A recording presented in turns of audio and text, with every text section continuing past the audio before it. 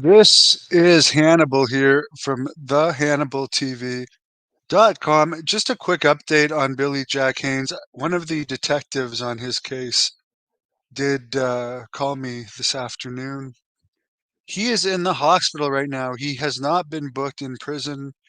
He's got something wrong with him unrelated to the arrest that is going to be dealt with before he's booked into prison. I did notice Shale Sonnen from Oregon commented on one of my videos on Billy Jack that he tried to bail Billy Jack out.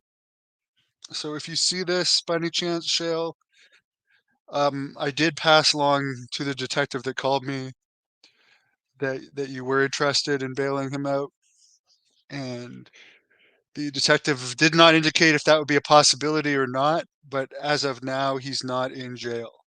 So that would be the reason why he can't be bailed out. He's having his health issue taken care of. In other news, Brock Lesnar has been removed from the WWE show open. So they're pretty much erasing him.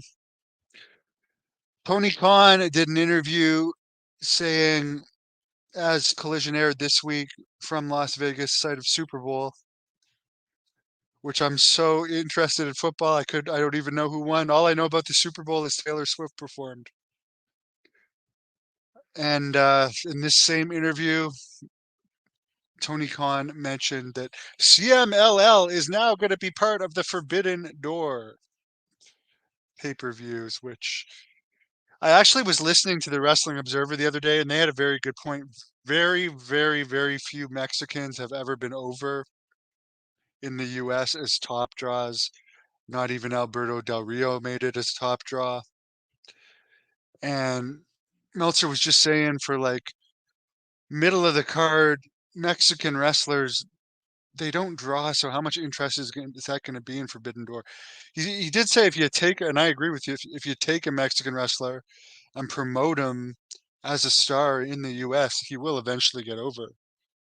But to me, Tony Khan just really, really caters to the smart marks with all these New Japan and CMLL deals. Apparently, Okada looks like he's signing with AEW, by the way. South Texas Roughneck says Billy Jack was his favorite wrestler.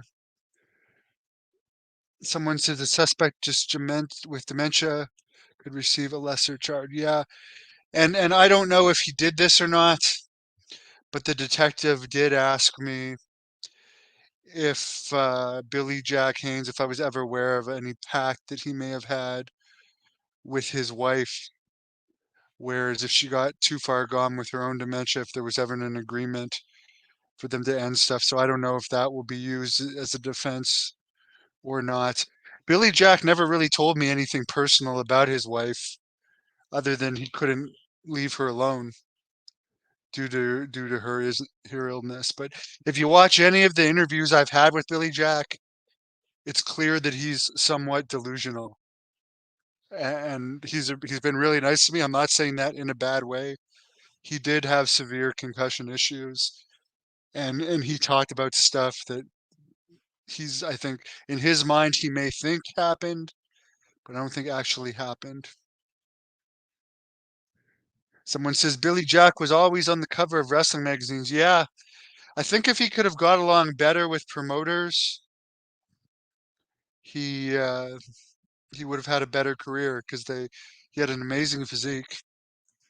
Someone says Alberto Del Rio was interesting. He did have a giant push for a while there, but he kind of faded off the. By the way, he was found not guilty of his assault charges, which I've noticed from myself. I was also not guilty of mine. Not one reporter other than myself reported that I was not guilty. And every single dirt sheet reported on my accusations. So I can definitely have sympathy for Alberto Del Rio in his matters. Granted, they seemed more serious than mine, but he was found not guilty. Al says the only territory that really drew money for Mexicans was LA in the 60s and 70s, San Antonio and Houston. Yeah, and they also had some top Mexican stars. Um, I couldn't even tell you who the CML champion is or AAA champion for that matter. How come Billy Jack Haynes never appeared in WWE video games? Probably because he was part of the concussions lawsuit. There's no doubt Billy Jack has confusion issues and dementia issues. There's just absolutely no doubt. Again, Eddie Guerrero was pushed. He was one of the lowest drawing WWE champions of all time, though.